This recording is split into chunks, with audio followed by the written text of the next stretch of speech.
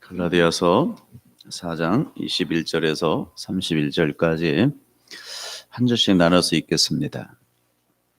내게 말하라. 율법 아래 있고자 하는 자들아, 율법을 듣지 못하였느냐?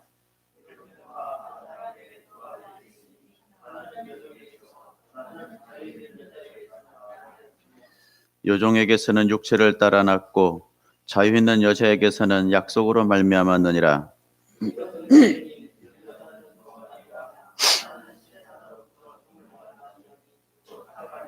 하갈은 아라비아에 있는 신의 산으로서 지금 있는 예루살렘과 같은 곳이니 그가 그 자녀들과 더불어 종노릇하고 기록된 바 잉태하지 못한 자여 즐거워하라. 산고를 모르는 자여 소리질러 외쳐라. 이는 홀로 사는 자의 자녀가 남편 있는 자의 자녀보다 많음이니라 하였으니 그러나 그때에 육체를 따라 난 자가 성령을 따라 난 자를 박해한 것 같이 이제도 그러하도다.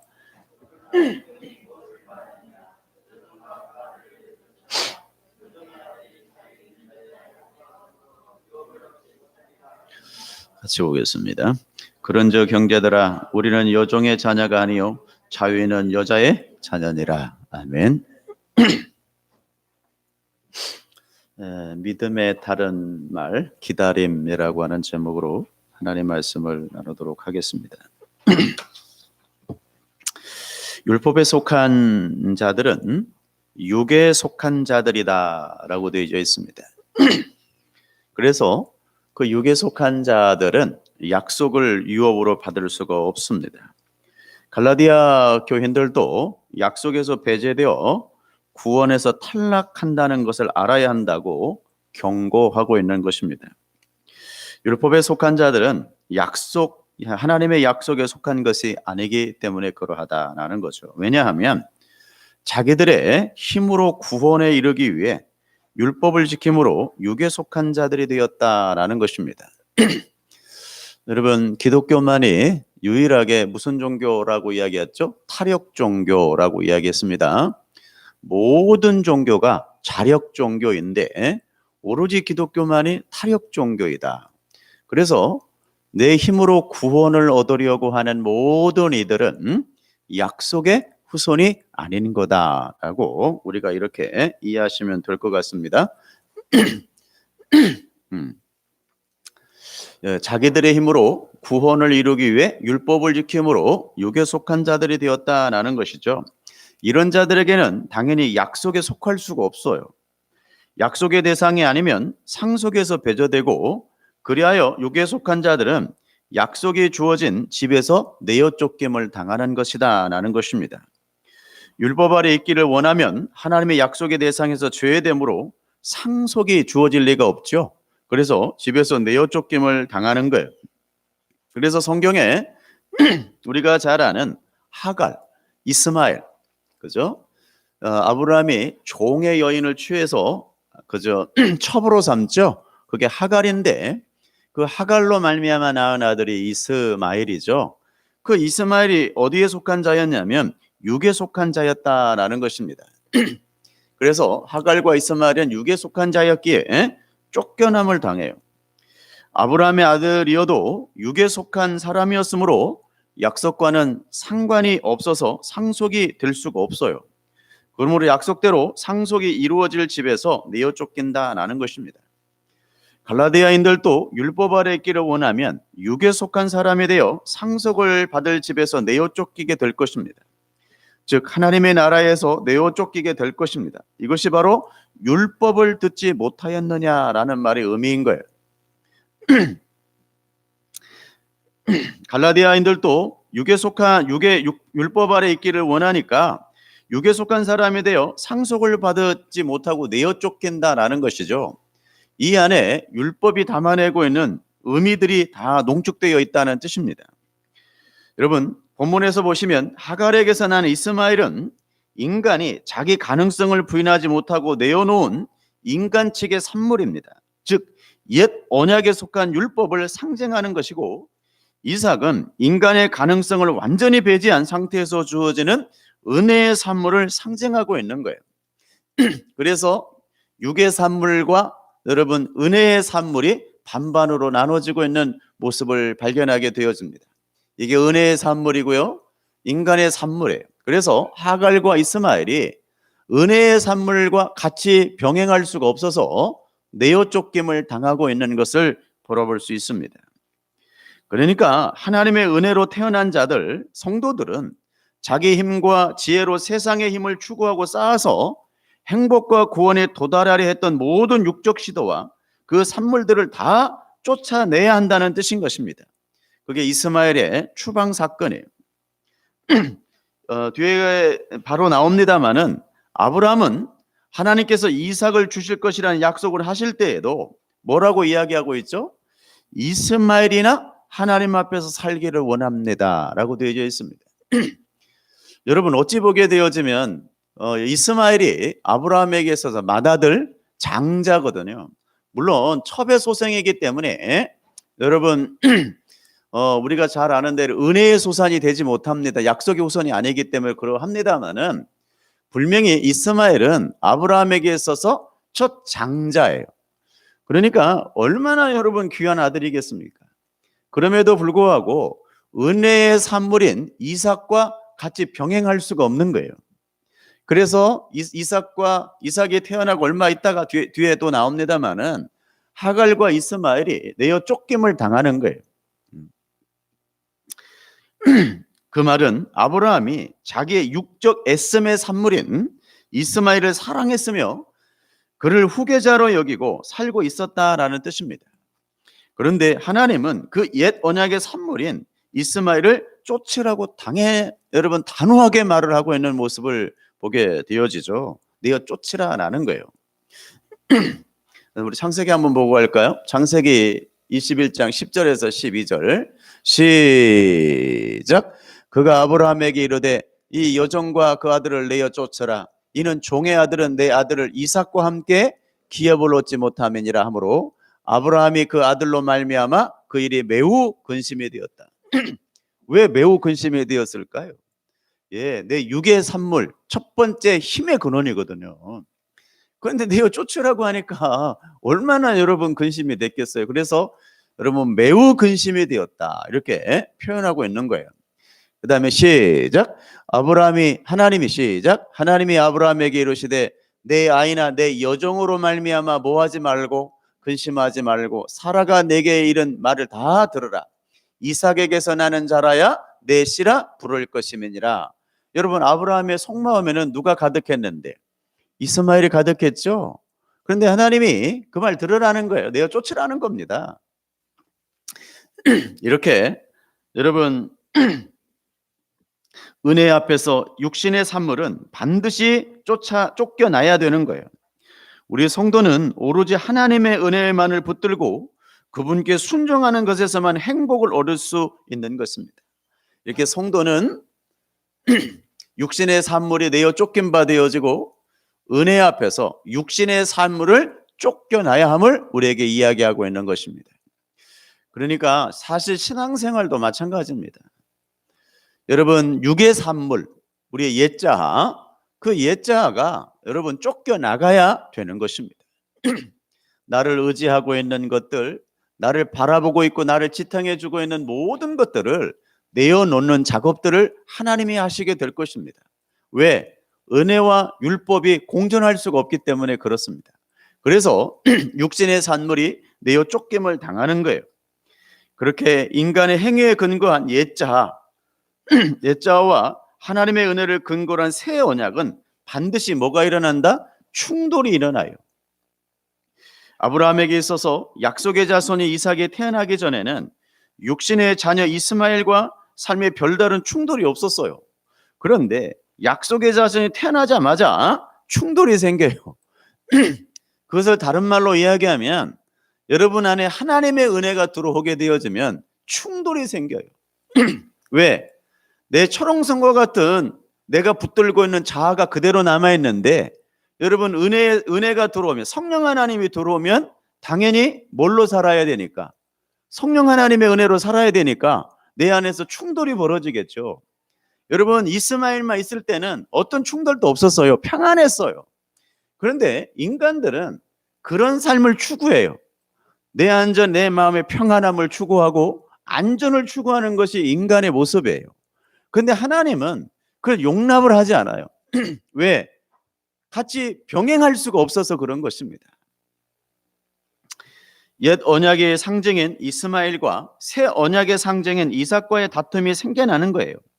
중요한 것은 우리가 전에도 공부했습니다마는 이삭은 이제 갓 젖을 뗀 어린아이의 모습이고 육신의 자녀 이스마엘은 사춘기의 소녀였어요.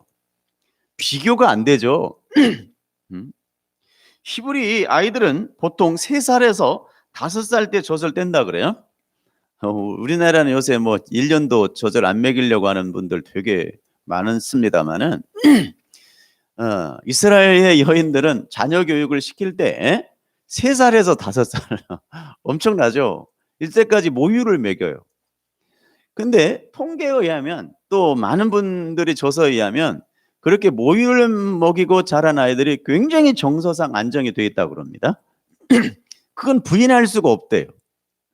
어머니와의 유대 관계가 밀착 관계가 굉장히 잘 형성돼 가지고 굉장히 여러분 모유를 먹이고 큰 아이들과 여러분 분유를 먹이고 큰 아이들이 굉장히 차이가 많다고 그럽니다.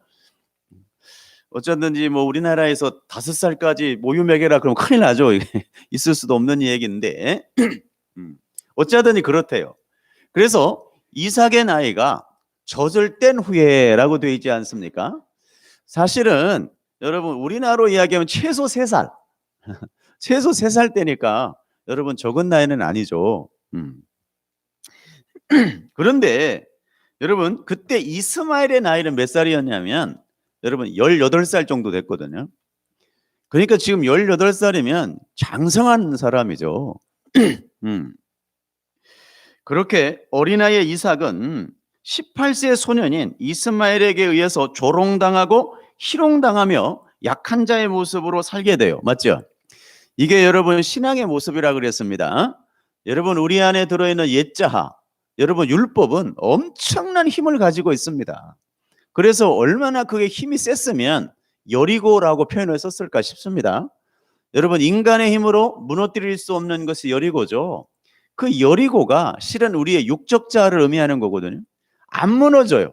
얼마나 여러분 단단한지 무너뜨릴 수가 없어요. 그런데 그 여리고가 무엇에 의해서 무너지죠? 하나님의 신에 의해서 무너지죠. 마찬가지로 여러분 우리 안에 성령 하나님이 들어오셔야만이 우리의 육적 자아가 무너집니다. 그 육적 자아의 무너짐은 은혜의 산물로 살아가게 되어진다는 축복의 메시지인 거예요. 그런데 여러분 그 육의 산물을 안 놓치려고 그래요. 너무나 좋아. 너무나 나에게 위로가 되고 힘이 돼. 그러니까 여러분 놓을 수가 없는 거예요. 못 놓으니까 어떻게 하냐면 성령 하나님에 의해서 강제로 그것을 내려놓게 만듭니다. 실은 그것이 굉장히 우리들에게 아픔이고 힘이 드는 사건입니다만은 굉장히 우리에게는 실은 은혜의 시간이다라는 것 또한 잊지 않으셨으면 좋겠습니다. 굉장히 어려워요.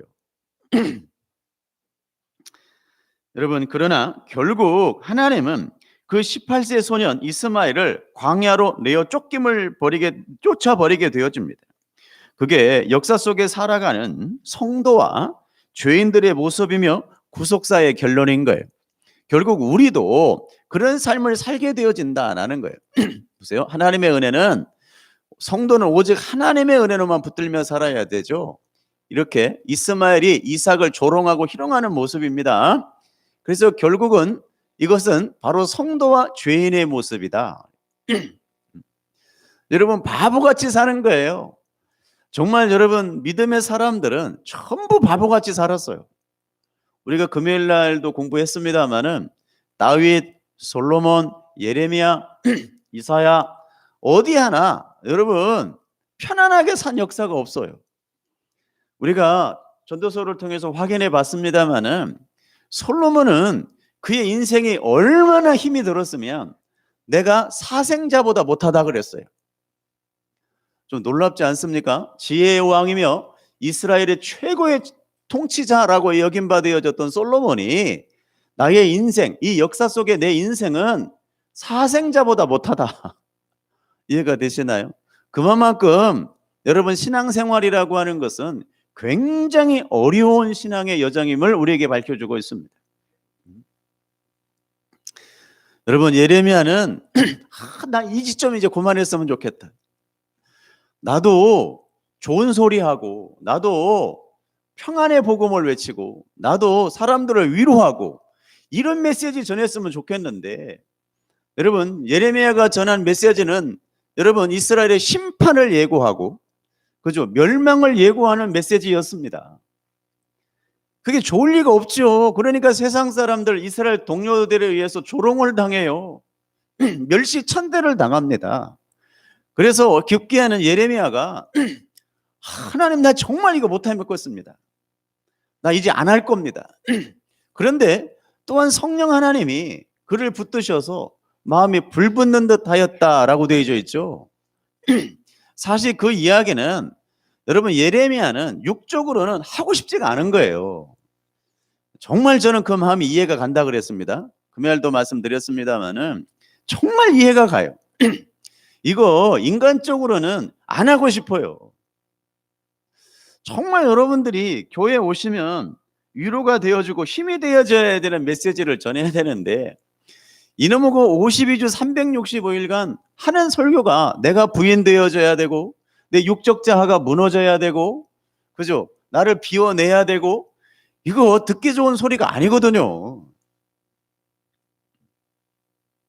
이게 좋은 소리가 아니잖아요, 육적으로는. 그러니까 얼마나 이게 한편으로는 싫겠어요.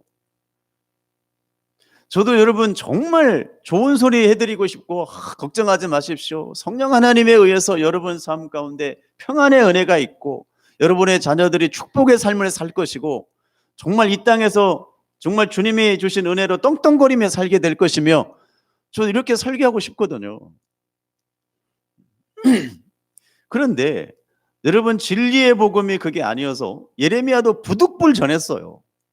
그 마음에 심한 갈등이 있었음에도 불구하고 부득불 전하죠. 결국은 여러분 그의 인생은 말년에 비참한 최후를 맞이합니다. 예레미야는 비참한 최후를 맞이해요. 그러면 회복시켜 줘야 되는데 안 해요. 여러분 비참한 최후를 맞이하게 되어집니다. 여러분 그런 삶을 누가 살고 싶겠습니까? 저도 안 살고 싶거든요. 정말 그렇게 안 살고 편안하게 살고 싶은 것이 우리 인간의 욕망이니까. 근데 끝이라도 좋아야 되는데 예레미야는 끝도 별로 안 좋았어요.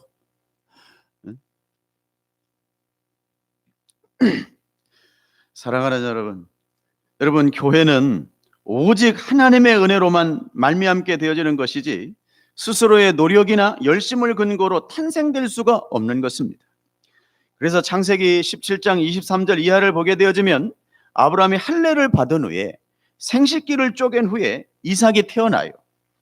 약속의 자녀 이삭은 다른 말로 교회는 인간의 생식 능력에 의해 태어난 자가 아니라는 뜻이에요. 여러분 하나님의 백성들이 어머니 아버지의 유전으로 말미암아 여러분 생식으로 말미암아 태어나기는 하지만 하나님이 그것을 도구로 썼던 거에 불과한 거예요. 이해가 되시죠? 엄밀하게 말하면 하나님의 백성들은 하나님께서 이 땅에 보내시는 거예요. 어머니 아버지의 몸을 빌려서 그 이상도 그 이하도 아니에요.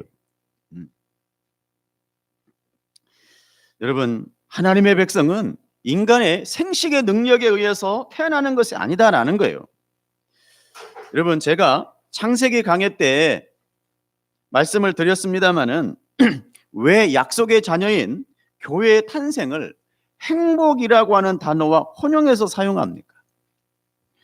죄인들이 교회로 탄생되는 것의 의미는 타락한 자들이 사망의 열매인 고통 속에서 참된 행복의 자리로 옮겨짐을 말하는 거거든요. 구원은 죄로 인해 엉뚱한 행복을 쫓느나 고통 속에 빠진 자들이 하나님의 은혜로 참 행복의 자리로 옮기게 되어지는 것을 말해요. 여러분 그것을 다른 얘기로 바꾸게 되어지면 우리 인간은 태어나는 모든 인간은 각자의 추구하는 행복이 있어요. 그리고 그 모두 그 각자의 행복에 정상에 오르는 것을 목적으로 살아요. 우리 여러분들에게도 한번 묻겠습니다. 여러분들은 지금 어떤 행복을 추구하며 살려 하십니까? 나는 이만큼만 됐으면 행복해질 것 같아 라고 하는 것들이, 이런 것만 이루어지면 행복할 것 같아 라고 하는 분들이 여러분 의식 속에서 다 자리 잡고 있어요.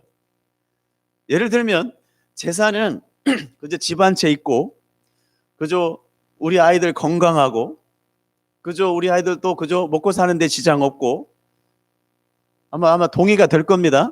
또 아마 건강하고, 그러면 그 정도면 좀 행복한 거 아닌가? 좀 더 여유가 있으면 좀 다른 사람도 베풀고 살고 싶고, 맞죠? 아마 그 안에 범주 안에 다 들어갈 것 같은데요.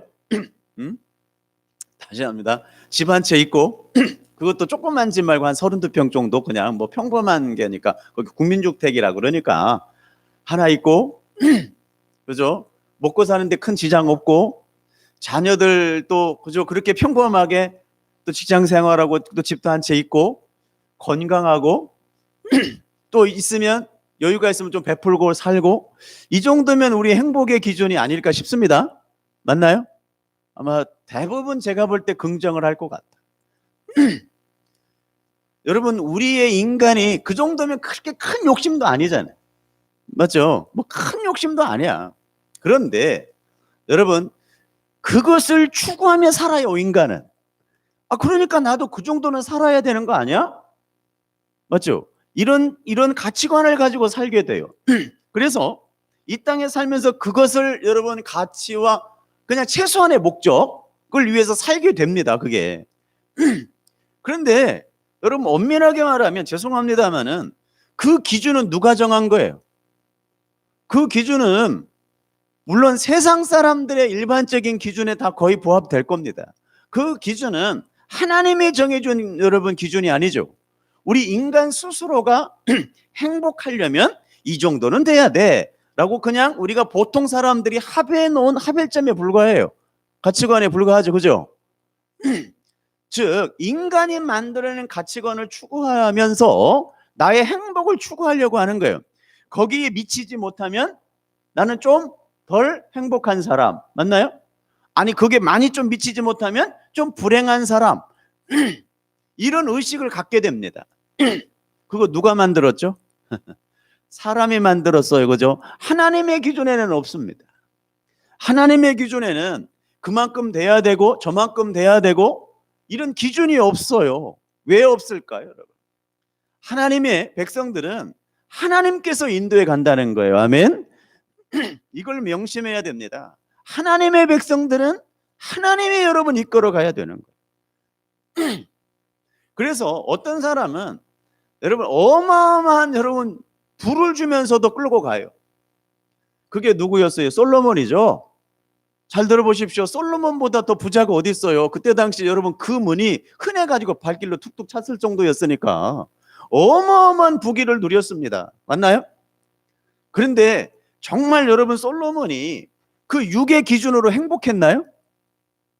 여러분 행복했다면 솔로몬이 나는 사생자보다 못하다는 말을 했을 리가 없겠죠. 즉 여러분 그 기준, 우리 인간이 만들어놓은 기준에서 내가 행복을 추구하고 나는 이만큼은 돼야 돼 라고 하는 모든 것에서 사실은 우리는 내려놔야 됩니다. 아멘. 하나님이 나를 그렇게 이끌어 간다고 하는 사실들에 여러분이 포커스를 맞추셔야 돼요. 나는 이만큼에서 지금 나를 이끌어 가고 있구나. 그게 여러분 우리 인간이 할 수 있는 최선입니다. 물론 뭐 그러신 분들이 안 계십니다만은 뭐 도박에서 날리고 뭐 유흥지점에서 이런 얘기를 하는 것이 아니라 내가 이 땅에서도 최선을 다해 살았는데 하나님께서 나를 그렇게 안 끌고 가는 거예요. 사업도 망하게 만드시고 건강도 잃게 만드신다면 여러분 우리는 하나님께서 그 시간을 내게 허락되어진 시간이라고 우리는 이미 인지하고 있습니다. 그게 하나님이 허락된 거거든요. 거기에 감사하며 살면 돼요. 그래서 이 세상에 태어난 모든 인간들은 각자가 추구하는 행복이 있어요. 그리고는 그 모두 각자가 지향하는 그 행복의 정상에 오르는 것을 목적으로 살아. 그런데 예수 그리스도의 은혜를 모르는 자들은 자신들의 행복을 자기들의 힘과 이 세상의 것을 의지하여 찾으려고 하고, 예수 그리스도의 은혜를 아는 자들은 참 행복은 오직 예수를 믿고 그분에게 순종하는 데서 찾아지는 거예요. 이게 달라. 여러분, 오직 신자는, 성도는 예수 그리스도를 믿고 그분께 순종하고 예수만을 의지하며 그분 앞에 항복하는 삶을 살게 되어질 때 행복을 누리는 것입니다. 여러분, 여러분의 기준으로 여러분의 인생을 괴롭히려 하지 마십시오. 여러분의 기준으로 하나님이 지금 동행하시고 이끌어가는 그 시간에 여러분 시간 낭비하지 않기를 원합니다. 아멘. 그 시간에 감사하면서, 그 시간에 감격하면서 살아가시면 됩니다. 가끔 사람도 많이 만나지도 않지만 가끔 사람들을 만나면 한결같이 물어보는 것이 그것입니다. 목사님, 코로나라 힘드시죠? 예, 힘들죠. 그죠? 안 힘든 사람이 어디가 있어? 다 힘들어요. 힘들죠. 그런데 여러분, 이 시간도 우리에게 허락된 시간이라면 감사하며 걸어가시면 됩니다. 아멘. 하나님의 허락된 시간이거든요. 성도는 하나님을 사랑하고 이웃을 사랑하느냐, 자신을 희생하는 삶을 살면서 하늘나라의 행복을 맛보게 되지만, 세상 사람들은 다른 이들을 밟아 자신의 욕심이 채워지는 만큼 행복해지는 거예요. 그러니까 하나님의 교회 탄생이 오직 하나님의 은혜에 의해서만 가능하다고 하는 성경 전체의 기술은 타락한 인간이 진짜 행복한 자리로 옮겨지는 일이 인간의 노력이나 열심에 의해 이 세상의 것들을 쌓는 것으로는 절대 불가능하다는 것을 여러분, 우리들에게 확인시켜주고 있는 의미의 단어가 행복이라고 하는 단어입니다. 여러분, 가만히 생각해 보십시오. 여러분의 행복은 어떻게 오고 있습니까? 여러분의 행복은 어떻게 누려지고 계십니까? 제가 누구에게 물어봤더니 너는 언제 제일 행복했니? 그랬더니만 내가 누구를 낳았을 때요 라고 이야기하더라고요. 여러분, 아이가 없는 집에 간절히 아이를 바라다가 아이를 낳으면 참 행복해집니다. 왜? 내가 그렇게 갈망했던 것들이 이루어지기 때문에 그렇습니다. 그 욕심도 내는 것도 아닌데 평범한 사람들 다 그렇게 사니까. 그런데 그 아이가 계속해서 여러분들의 행복을 계속해서 줄 수 있나요? 안 그럴 때도 참 많잖아. 우리 유건사님도 우리 선영이 낳았을 때 얼마나 행복했을까? 행복하셨죠? 여기 계시니까. 근데 우리 선영이가 평생 엄마를 행복하게 해줄까? 거기에는 늘 의문부호가 붙죠. 늘 의문부호가 붙습니다. 아마 맞을 겁니다. 여러분, 인간의 추구하는 행복은 그런 것입니다. 여러분, 하나님을 향한 주님의 의지하고 그분에게 순종하고 그분에게 복종할 때 그 행복을 누리기를 주의 이름으로 축복합니다. 나 같은 인간에게도 그게 되네? 좀 이해되시나요? 어떻게 나 같은 인간이 이 순간에도 순종이 되어지는가? 그래서 감격하는 거예요. 어떻게 나 같은 인간이 이 순간에도 복종이 되어지나? 여기에 행복이 있는 것입니다. 그게 기독교거든요. 따라서 성경은 그 성경의 수신자인 교회에, 우리에게 무장해제를 요구하는 책입니다. 인간이 하나님 없이 살기 위해 이 세상에 쏟아붓는 모든 시도나 열심이나 업적이나 힘 등은 절대 인간을 행복할 수 없으며 다 털고 하나님의 은혜에 들어 숨으시라는 것입니다. 여러분, 이렇게 보세요. 참된 행복은 업적, 노력, 열심, 모든 시도에 있지 않습니다. 아멘. 물론 여러분이 업적이 쌓일 때 그 순간은 인간적인 행복을 누립니다. 내가 이런 업적을 맞죠? 여러분의 노력, 여러분 그 노력에 대한 평가를 받을 때 인간은 굉장히 만족해 합니다. 맞나요? 그런데 재미나게도 그게 여러분 너무 오래 못 갑니다. 그래서 더 추구하고 더 추구하고 더 추구하다가 평생 여러분 도돌이표의 인생을 살게 될 것입니다. 그리고 마지막 순간에 내 업적은 이러이러하다라고 해서 비석의 비문에다가 내 업적을 적어놓고 죽죠. 왜? 왜 그래요, 여러분? 이 생에 대한, 여러분 내세에 대한 확신이 없기 때문에 그렇습니다. 내세에 대한 확신이 없는 사람들은 이 세상에서 삶이 중요하거든요. 그러니까 죽는 순간까지도 여러분 업적을 기록해야 됩니다. 내가 이런 일 했으며 후손들이 이런 일에서 나를 알아줘야 돼. 맞죠? 여러분 그런 의미의 비석 말고는 무슨 의미로 비석을 세웁니까? 비석 그런 의미에서 세운 거고요. 무슨 공파 누구는 전 진주광씨 저희가 박사공파부터 은혈공파, 저희가 은혈공파인데 은혈공파 누구누구 몇 대선 무엇을 하고 인생에 잠들다. 그게 왜 중요합니까 여러분? 왜? 죽고 난 후에 바로 다음의 세계가 우리에게 시작이 되어지는데, 그렇죠? 우리는 저런 거에 여러분 관심이 없어요. 그런데 내세에 대한 소망이 없기 때문에 이 땅에서 소망을 두고 살 수밖에 없는, 죽는 순간에도 얼마나 여러분 어처구니 없습니까? 그 업적이 이루어지지 아니할 때, 그런 모든 노력들이 여러분이 평가를 받지 못하게 되어질 때 인간은 그때부터 불행해집니다. 그런데 우리의 행복의 기준이 하나님께 있다면, 행복의 기준이 하나님 앞에 순종하고 그분을 의지하고 그거에 기준이 되어 있다면 많은 상황이 바뀌어지게 되겠죠. 너는 왜 그거밖에 못 사냐? 나의 기준이 아닙니다. 우리의 기준이 아니에요. 우리의 기준은 너는 어떻게 그렇게 주님의 말씀에 순종할 수 있니? 이게 기준이거든요. 너는 어떻게 그렇게 주님의 말씀에 주님을 의지하며 살 수 있니? 이게 우리의 기준이, 행복의 기준이거든요. 그래서 여러분 가치관이 다른 거예요. 그러니까 이 땅의 힘과 방법과 수단을 사용하여 자기가 원하는 세상적 행복에 스스로 도달해야 하는 이들은 참된 행복이 무엇인지를 모르는 것이며, 그 참된 행복은 오직 하나님에 의해서만 주어진다는 것을 부인하는 거예요. 그들이 바로 율법주의에 빠진 자들로 성경에 등장하고 있고, 그 그림이 오늘 본문의 하갈과 이스마엘로 그려지고 있는 것입니다.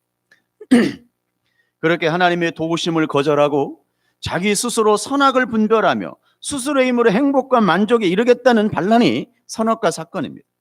선악과 사건은 인간 스스로 선악을 분별하여 스스로의 힘으로 율법을 지켜보겠다는 하나님을 향한 도전입니다. 그렇게 타락한 인간은 첫 번째 아담처럼 자꾸 자기 쪽에서 무언가를 내놓아 행복에 도달하고 싶어하는 거예요. 내가 내놔요. 참된 행복은 내가 내놔요. 세상은, 그죠? 업적을 내놓고 성과를 내놔요. 무슨 얘기인지 물론 여러분 회사 다니면서 여러분 업적도 쌓고 성과도 여러분 내놓으십시오. 아멘. 누가 그런 걸 이야기하는 겁니까? 그런데 그게 여러분의 행복의 기준이 돼서는 안 돼. 물론 그것이 잠시 행복해요. 인간적인 만족을 누리니까. 그런데 우리 기독교인의 여러분 기준점은 여러분 우리의 업적을 내놓고 성과를 내놓는 것이 아니에요. 그래서 제가 이렇게 기록을 하고 있는데요. 시작. 오직 하나님의 은혜에 숨는 것이다. 아멘. 자기 유익을 위해 율법을 지키고 그 율법을 지켜 자기 의를 쌓는 것이에요. 하나님은 너 힘으로는 절대로 거기에 이룰 수 없다고 말씀하고 있는 거거든요. 성도는 이 땅에 자신의 티끌됨을 인정하고, 다른 말로 자기를 부인하고 하나님의 백성은 하나님의 영광을 위해 살 때 가장 행복하다고 하는 것을 배우는 거예요. 아멘. 이거 배우고 가셔야 됩니다. 아멘. 죄송한데 엄밀하게 말하면 이거 못 배우고 여러분 주님의 나라에 갈 수가 없어요. 이해가 되시나요? 나는 한 번도 하나님 앞에 순종할 때, 하나님 앞에 영광이 되어질 때 기쁨이 없었다. 죄송한데 이분은 구원받은 분이 아니에요. 그럴 수가 없어요.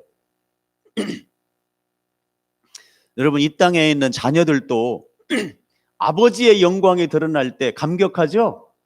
맞나요? 이 땅에 자녀들도 여러분 아버지의 영광이 드러날 때 감격하는데, 하물며 하나님의 백성들이 하나님의 영광에 드러났는데 감격이 없었다? 하나님의 백성이 아니죠. 맞죠?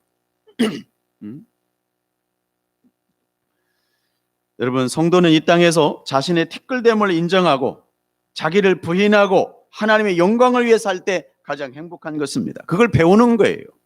성도는 이 땅에서 세상의 지혜와 세상의 힘을 사용하여 스스로 행복에 도달하려 하는 세상의 모든 시도가 헛것임을 배우고 가야 할 것이에요. 여러분, 죄송한데 그래서 우리의 자녀들이 여러분들 평생 행복하게 만들 수가 없는 거예요.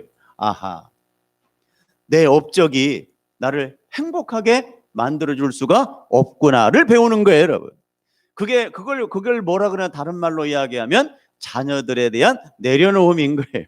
이해되시나요? 내려놓아야 된다 그러니까 말귀를 못 알아듣셔요. 많은 분들이. 우리 목회자들도 말귀를 잘 자녀 내려놔야 됩니다. 그랬더니 뭐 자녀를 어떻게 뭐 멀리 이런 뜻이 아닌데 잘 이해를 못 하시는 모양이더라고요. 여러분, 자녀에 대한 내려놓음이 무엇일까요, 여러분? 방금도 이야기했죠.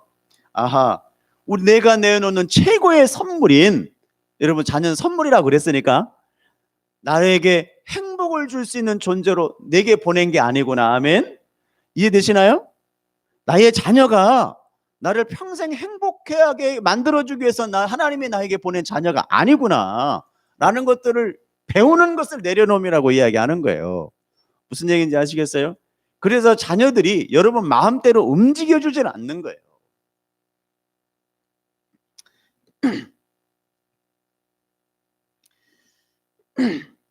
여러분, 성도가 자신을 온전히 부인하고 세상의 헛된 것임을 깨달아 알게 되기 위해 세상의 힘의 헛됨과 인간의 무력함을 경험하게 되어져요. 그것이 인간들에게는 오랜 기다림의 시간으로 느껴집니다. 왜? 하루아침에 안 되거든요. 엄청 이쁘거든요, 아이들이. 자녀들이 굉장히 이쁘죠, 여러분. 귀한 존재들이거든요. 우리 노이 얼마나 이뻐요. 저 떼댕기기만 보다 이뻐요. 그렇죠? 성은아 이쁘지? 아직은. 근데 이제 해나처럼 빼락빼락 이제 말 안 들어봐. 그때 행복했어? 이거거든요. 그래서 여러분, 존 칼빈은 믿음의 다른 말을 뭐라 그랬냐면 한번 좀 볼게요. 그러니까 옛날에 했던 거죠. 자, 여기 한번 볼게요. 시작. 믿음의 다른 말은 기다림이다 그랬어요. 믿음의 다른 말이 뭐라고요? 기다림. 여러분, 믿음은 하나님의 약속, 즉 보이지 않는 것을 실체로 받아들이며 인내심을 갖고 기다리는 것을 말해요. 그래서 믿음의 다른 말이 기다림인 거예요. 믿음은 기다림을 통해 성숙돼요. 당장 눈에 보이지 않는 것을 인내하며 잘 기다리는 것이 바로 믿음이에요. 그 보이지 않는 것이 진짜 눈에 보이게 되는 날이 하나님의 나라의 완성이 되는 날이고요. 그러나 굳건한 믿음 위에 서 있지 못하고 조급증에 걸려있는 사람은 그 기다림의 시간이 답답하고 초조하고 때로는 절망감까지도 느껴집니다. 힘이 들어요. 너무 힘들어요. 우리나라 사람들이 굉장히 성격이 급하다고 그러죠. 그래서 기다리는 것이 정말 못해요. 그래서 우리나라에 외국 사람들이 와서 제일 많이 듣는 단어가 뭔 줄 아세요? 빨리빨리예요. 빨리빨리. 정말 기다리는 걸 못해요. 저도 마찬가지고요. 기다리는 게 너무 힘들어요. 그래서 너무 손해를 많이 보는 경우가 많죠.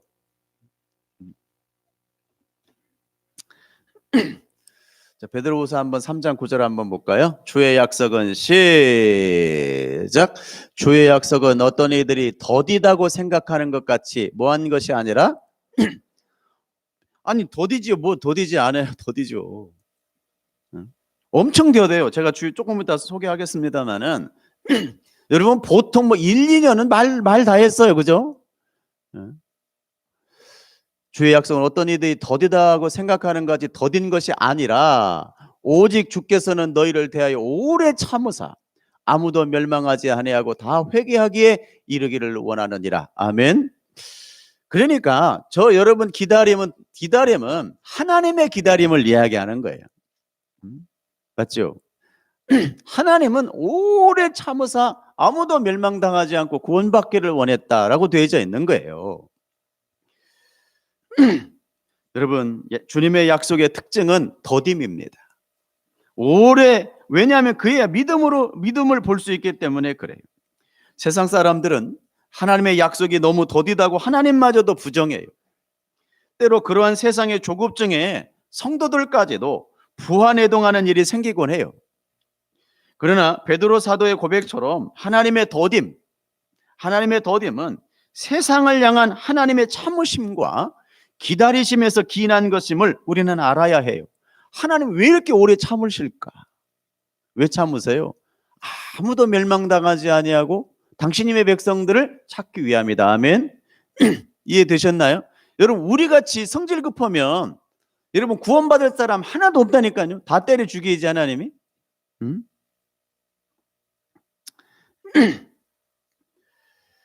창세전에 택함 받은 모든 하나님의 백성들이 하나님의 백성으로 잘 성숙하고 완성되어 하나님의 품에서 자유롭게 거할 수 있도록 하나님의 정해놓으신 하나님의 최선의 때에 당신님의 일을 이루시는 거예요. 여러분, 시계죠.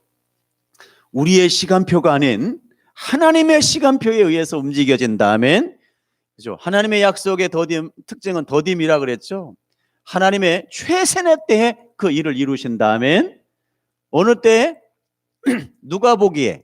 하나님이 보시기에, 여러분이 보시기에가 아니에요. 하나님이 보시기에 최선의 때에 그 일을 이루시는 것이지. 근데 우리는 빨리빨리 해야 돼.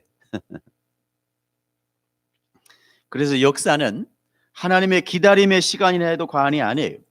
그러한 하나님의 기다림은 성도의 기다림을 수반합니다. 아멘. 즉 우리도 기다려야 돼. 그러니까 참된 행복은 오래 기다림의 믿음을 지나 우리에게 주어지는 거예요. 성도는 그 기다림 속에서 조급한 마음에 자꾸 세상의 행복으로 그 참 행복을 대체하려 하면 안 되는 거예요. 우리는 우리의 꾀로 우리가 원하는 행복의 응답을 인위적으로 생산해내는 조급한 행동을 해서는 안 돼요. 보세요. 하나님의 길과 내 길이 어떻게 다른가? 하나님의 뜻보다 내 생각에 더 앞서면 안 된다라는 뜻이에요. 사랑하는 여러분, 하나님의 뜻 안에 여러분이 있기를 원합니다. 아멘. 여러분의 뜻 안에 하나님이 있는 것이 아니라 하나님의 뜻 안에 여러분이 계시기를 주의 이름으로 축복합니다. 그래서 기다림인 거예요. 여러분 아시죠? 아브라함은 하나님께서 아브라함에게 쪼갠 고기 사이를, 여러분 요한복음 창세기 17장에서 뭘 이야기하고 계십니까? 쪼갠 고기 사이를 횃불의 모습으로 지나가는 엄청난 언약의식을 보인 후에도 내가 이렇게 너에게 언약해 줄게. 근데 자녀를 줘요, 안 줘요? 안 줘요. 장장 우리가 잘 압니다마는 장장 15년이라는 세월 동안을 기다리게 하셨습니다. 그 전에는 이미 약속을 했고, 맞죠? 그게 이제 여기 여러분 쪼갠 고기 사이 정도는 한 5년 지난 때거든요. 그럼에도 불구하고 여러분 하나님의 자녀가 안 와요. 이삭이 안 와. 몇 년 더 기다렸어요? 10년 더 기다렸습니다. 100세 때에 아이를 줘요. 무슨 여러분 운명의 장난도 아니고, 그러니까 약속을 믿겠어요, 못 믿겠어요? 못 믿지. 10몇 년이나 지났는데, 그죠? 그러니까 누구나 이스마엘이나 여러분 아브라함과 이삭의 나이가 굉장히 많았죠. 아브라함은 80살이 되었고 85살이 되었고 사라도 70살을 훌쩍 넘겨 경수까지 끊어진 상태였거든요. 그런데도 자식 소식이라기 없었습니다. 아무리 하나님의 약속을 받은 자들이라 해도 여러분 세월이 가면서 아침에 거울에 보이는 자신의 늙어가는 모습과 그 속에서 아무런 말씀이 없이 침묵하시는 하나님을 보며 불안하고 초조한 마음이 드는 것이 당연하죠. 저는 당연하다고 생각합니다. 성도는 하나님의 시간을 기다리는 자. 아멘. 그런데 그 시간이 너무나 힘이 들어. 왜? 우리처럼 내일 안 오거든요, 약속이. 우리처럼 한 달 있다가 그 언약이 성취가 안 되거든요. 여러분 아마 한 달 있다가도 성취가 안 되면 에이씨 이게 틀렸나 보다 이렇게 생각하죠. 대부분 아마 그럴 겁니다. 하나님이 어떤 약속을 여러분에게 줬어. 그런데 한 달이 지났어. 그러면 그 약속을 여러분 믿어요, 안 믿어요? 우리끼리 이야기합니다. 솔직히 믿어요, 안 믿어요? 안 믿지. 1년 지났어. 1년 지났어. 믿어요, 안 믿어요? 못 믿지. 안 믿는 게 아니라 못 믿어. 그런 일은 안 벌어질 거야. 이렇게 생각을 하게 되는 겁니다. 그건 당연한 거예요, 여러분.